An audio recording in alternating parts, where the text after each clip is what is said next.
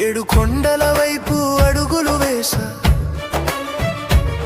ఏ నమ్మకమో నన్ను నడిపే శ్వాసగా, చెప్పలేని బాధలతో మౌనంగా వచ్చా, నీ ముందే నిలబడి నిన్నే అడిగా. ఏమి కోరాలో తెలియదు స్వామి, ఏది నిజమో అర్థం కాలేదు స్వామి.